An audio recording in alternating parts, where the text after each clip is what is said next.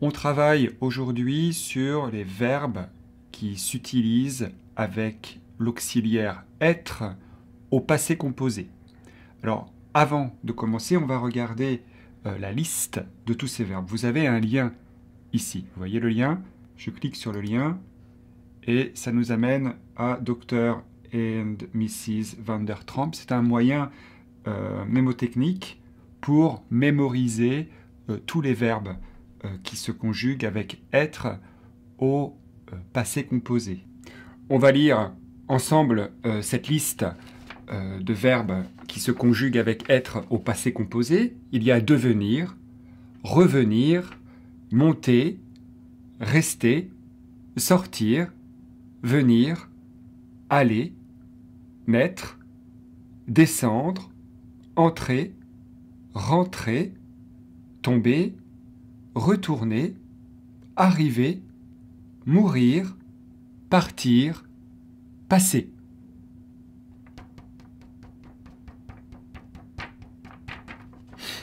Bon, d'accord, 17 verbes, c'est beaucoup.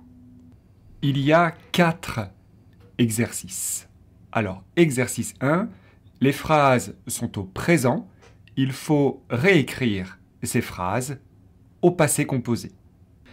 Exercice 2, vous allez reprendre ces phrases. Par exemple, la première phrase, c'était « Il part le matin ». Au passé, ça va donner « Il est parti le matin ». C'est ça, « Il est parti le matin ». Eh bien, dans l'exercice 2, vous allez changer le sujet « il » par « elle ». Au lieu de dire « il est parti », vous dites « elle est partie ». Attention, quand on écrit, il faut accorder avec le sujet. Elle est partie. Partie s'écrit P-A-R-T-I-E. Partie. Bien. Donc vous faites ça. Après, on passe à l'exercice 3. Exercice 3, vous avez une image. Vous voyez cette image.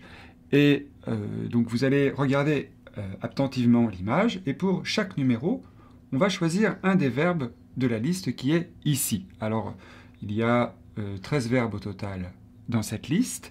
Les verbes partir, venir, descendre, monter, aller, retourner, tomber, arriver, passer, entrer, sortir, rester et mourir qui est à la forme négative. Vous regardez le dessin et vous allez retrouver l'histoire de cette personne. Par exemple, le numéro 1, ça va être il est, et il faut choisir un des verbes de cette liste. Attention, on ne peut utiliser les verbes qu'une seule fois.